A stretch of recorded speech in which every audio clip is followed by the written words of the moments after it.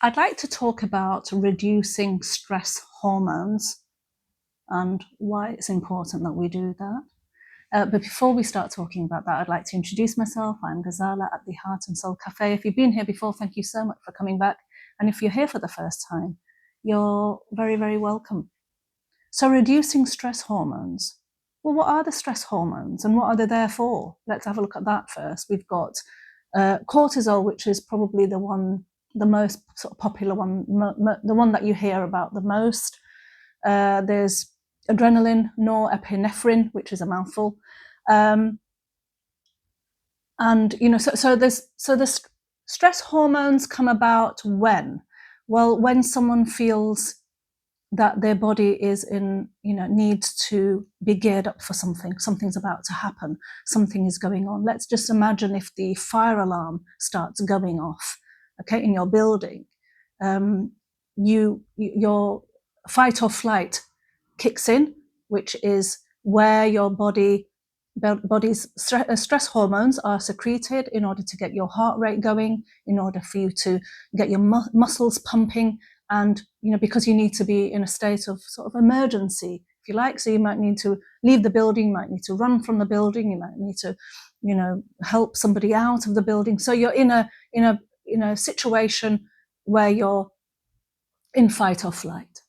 Now, what if you were in this kind of state, bodily state, in fight or flight, but the alarm, the fire alarm isn't going off? There isn't any sense of danger around you. There isn't a lion in the room that's about to, eat you have you for lunch.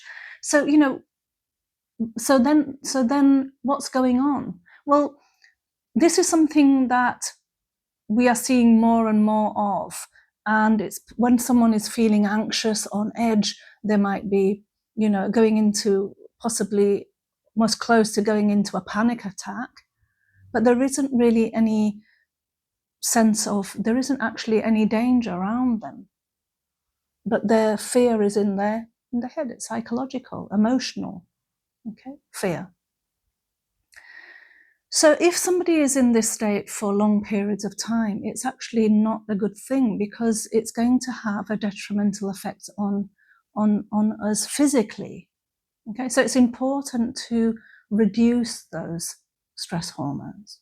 And how do we do that? Well, if we're sat in front of a screen for a long period of time, it's a good idea to break those up, break those sessions up into smaller sessions and have a little break. So if you were having a 15-minute break during the morning, let's say, how about having 3 5-minute breaks instead?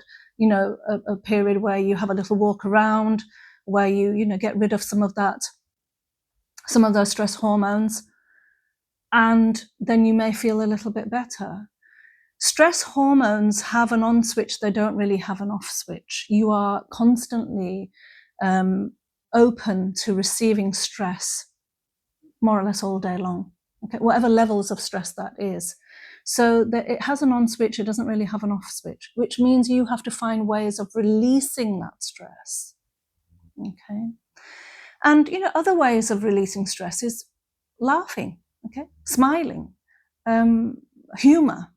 And that's why I think it's so important to have a little bit of humor, to enter a little bit of humor in the place of work. And we sort of, we can sometimes refer to that as banter, can't we? Because a harmless banter, not at the expense of somebody, not doing that, not making fun of someone, or ridiculing someone, or humiliating someone, or shaming someone and then laughing about it, not doing that. You can have the joke on yourself. I mean, I certainly do that, because it's the safest way to have a joke, is when the joke's on me and I'm laughing about it, and then I give other people an opportunity to laugh about it, because we all do silly things, don't we? We all trip up, and we all do silly things and funny things. All of us do. I don't think there's a single person who doesn't. So to have a laugh about those things, and to laugh at be able to laugh at yourself, is a good thing. And to see the funny side of something is a good thing, So I think, other ways of reducing those stress hormones is to, go out for a walk, to get some fresh air, to do some deep breathing. You might try square box breathing, and I've shared that in other videos. 4-7-8 breathing, I've shared that in videos previously. I do breath work, I do meditation, and there's a lot of, value to that. And I've made separate videos, and I will make more videos about meditation coming up, because there is so much more importance to meditation than meets the eye. So I will do that. So there's lots of things that we can do, engage with positive people, write things down if things are bothering us, if we feel overwhelmed about all the things that we need to do, maybe have a priority list, maybe journaling, spending time with positive people that bring you up is probably a good thing to reduce those stress hormones. Do something nice for yourself. I don't know, wear your favorite outfits, go for your favorite meal, or cook your favorite meal and share that meal with somebody else that you like to spend time with. Doing things for others and not expecting anything back is really good for our mental health, and to help reduce stress as well, because we've done something good, and that in itself makes you feel good. So there's lots and various ways of reducing stress hormones. It might be something cathartic, it might be sort of handicraft, or painting, or playing an instrument, or reading, listening to a podcast. So many things that we could do that can help reduce our stress hormones. But the first thing is to be mindful about it. Am I feeling stressed? And what those symptoms are when you're feeling stressed. I know how I feel when I'm feeling stressed. I might get that sinking feeling sort of in my chest, sort of that feeling of feeling a bit overwhelmed, or possibly heart rate might be higher for no apparent reason, possibly. I might have tension in my, these muscles that join from my, neck to my shoulders. Those muscles feeling sort of tense. Are they trapezius?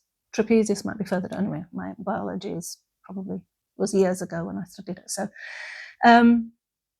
So those muscles in your sort of top part of your back might feel really tense and tight. And that might be a symptom that you might think, oh yeah, I'm stressed, and what am I stressed about? So there could be telltale signs as to, that your stress levels are a little bit too high, and that you should maybe, do something to help, alleviate that stress level. Yeah.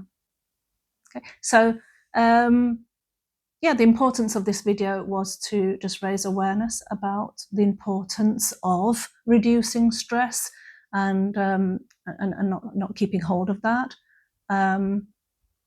So if you found the content of this video helpful, please do share, please do like, please do subscribe and comment. We thank you for those of you who have subscribed. I really do. I do appreciate it so much, but we need so many more subscribers in order to build this platform and this community. So let's hope we do that. Thank you for watching this video. I look forward to seeing you in the next video. Until then, look after your hearts and souls. Thank you. And those stress levels.